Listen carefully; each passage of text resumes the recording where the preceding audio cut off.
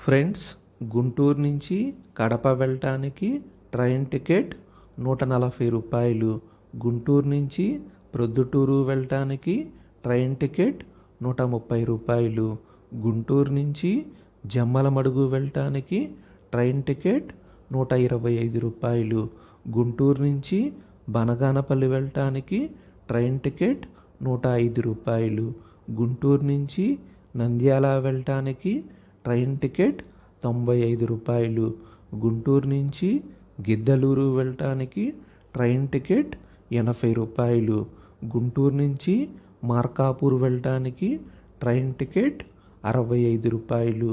గుంటూరు నుంచి వినుకొండ వెళ్ళటానికి train ticket 45 రూపాయలు.